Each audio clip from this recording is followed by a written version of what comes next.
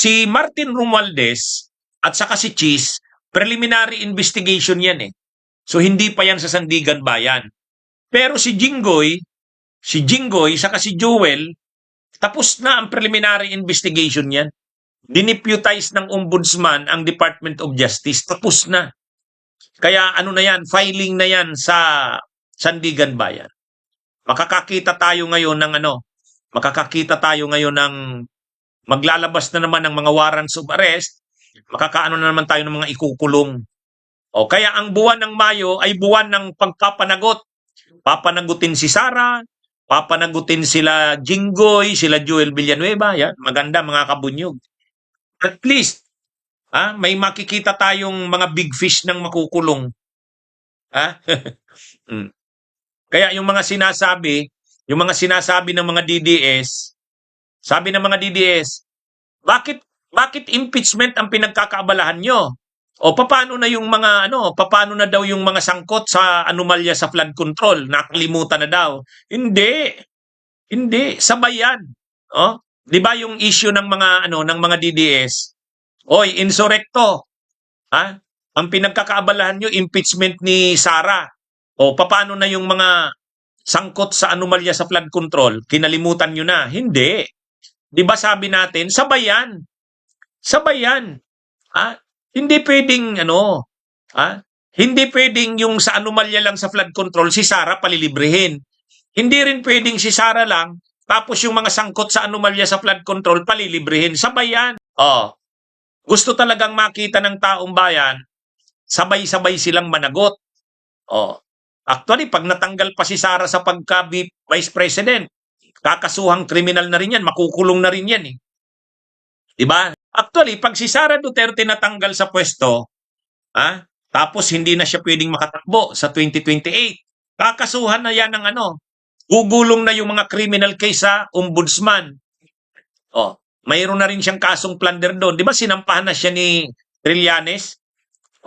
Kaya lang naman hindi pa gumugulong yung mga kaso sa ombudsman dahil nakafocus dito sa impeachment. Pero pag na-convict si Sara sa impeachment sa Senado, matanggal yan sa pwesto, kakasuhan na yan si Sara, ay gugulong na ngayon yung mga criminal cases niya. Pag gumulong na yung mga criminal cases ni Sara, ay mabibigat yun, non-bailable yun, kaya makukulong din yan si Sara. Basta mga kabunyog, maging maayos lang ang takbo ng mga ito, makikita tayo ng maraming mapapanagot. Yan naman ang maganda sa atin na makakita na tayo ng maraming mga officials na napapanagot. Kasi na ang taong bayan eh. Galit na ang taong bayan na ang daming mga kurap sa bansa natin, wala man lang napapanagot. So at least ngayon, gumugulong na. Gumugulong na ang mga kaso. At saka yung mga nagsasabi na walang big fish, at least may nakikita na tayo ngayon. Si Martin Romualdez, si Chis Escudero, yun, big fish na yan. Big fish na yan. At sana ma-file na nga yung kaso kay Jinggoy at kay Joel Villanueva at kay Bunuan kasi si Jinggoy si Joel Villanueva at saka si Bunuan tapos na ang preliminary investigation. So ibig sabihin talagang Sandigan Bayan na ang punta niyan. At pag na-file na yan sa Sandigan Bayan, kaagad-agad niyan, mag-i-issue na yan ng warrant of arrest. Makukulong na yan. So yan ang hinihintay natin Actually, ang pananaw ng ombudsman, na-discuss na yan ni Ombudsman Buying, pwede daw. Sabi ni Ombudsman Buying, pwede yan na makasuhan kasi hindi naman yan immune from suit. Ang may immunity from suit lang ay ang president. Hindi yan nag-i-extend sa vice. Kaya lang, gusto naman ni Ombudsman Buying, patapusin na muna yung impeachment. Tapusin na muna.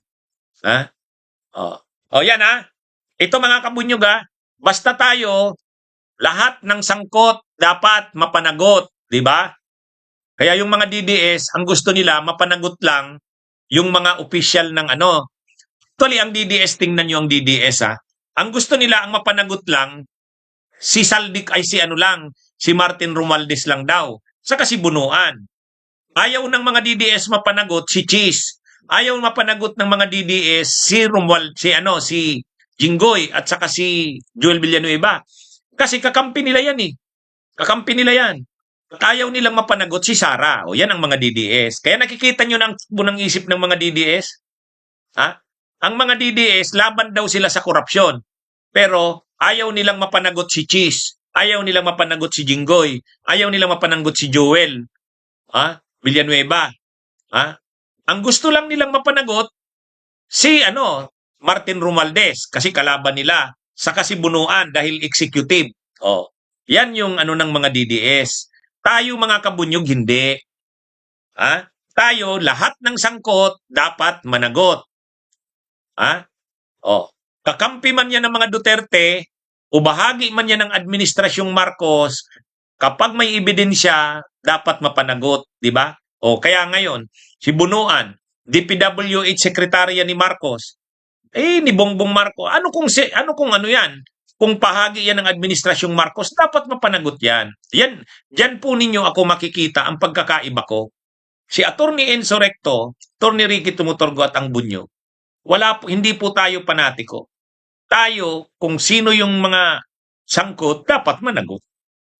Ngayon, si Martin Romualdez, kinakasuhan ni Ombudsman Boying, sagutin niya yung mga sa kanya, akusasyon sa kanya. Kaya niya namang mag-hire ng magagaling na abogado. Kung wala siyang sala, si Martin Romualdez, ay malulusutan niyo yan. Di ba?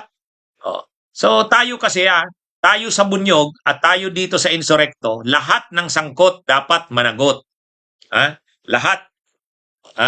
Actually, mayroon pa akong ihahabol dyan. Yung dating DPWH Undersecretary Adrian Bersamin, dapat din managot yun. Si Traigib Ulaybar, dati ding Undersecretary, dapat managot din yun. Di ba? Lahat ng sangkot dapat managot. Ano man niya, si Sara Duterte, ay lalo na dapat managot yan. Di ba? Okay, mga kabunyog, mga kababayan, magandang araw sa inyong lahat. Mabuhay po tayo. Bunyog, bunyog, halikan na kasama ka.